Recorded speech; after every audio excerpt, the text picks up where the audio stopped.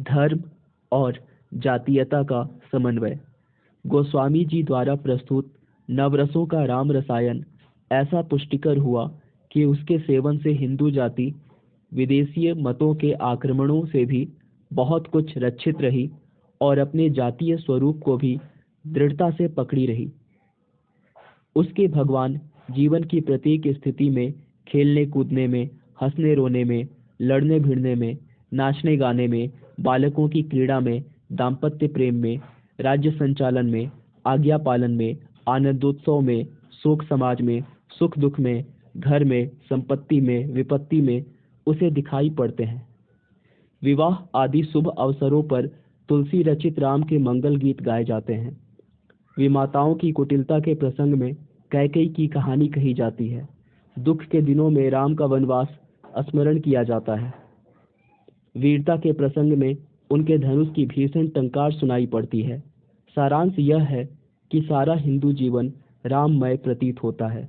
वेदांत का परमार्थ तत्व समझने की सामर्थ्य न रखने वाले साधारण लोगों को भी व्यवहार क्षेत्र में चारों ओर राम ही राम दिखाई देते हैं।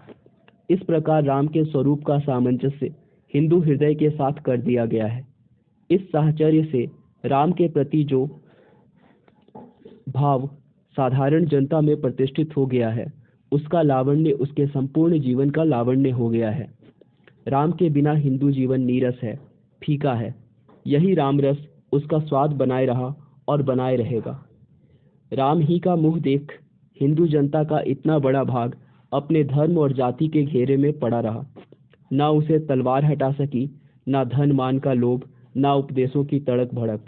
जिन राम को जनता जीवन की प्रत्येक स्थिति से देखती आई, उन्हें छोड़ना अपने प्रिय से प्रिय परिजन को छोड़ने से कम कष्टकर ना था। विदेशी कच्चा रंग एक चढ़ा एक छूटा, पर भीतर जो पक्का रंग था वह बना रहा। हमने चौड़ी मोहरी का पायजामा पहना, आदाब अर्ज किया, पर राम नाम ना छोड़ा। अब कोट पतलून पहनकर बाहर डैम नॉनसेंस कहते हैं, पर घर में आते ही फिर वही राम राम।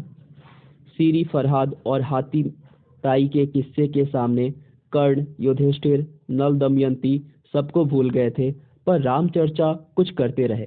कहना ना होगा कि इस एक को न छोड़ने से एक प्रकार से सब कुछ बना रहा, क्योंकि इसी एक नाम में हिंदू जीवन का सारा सार खींचकर रख दिया गया था। इसी एक नाम के अवलंब से हिंदू जाति के लिए अपने प्राचीन स्वरूप, अपने प्राचीन गौरव के स्मरण की संभावना बनी रही। राम नाम अमृत पान करके हिंदू जाति अमर हो गई। इस अमृत को घर घर पहुंचाने वाला भी अमर है।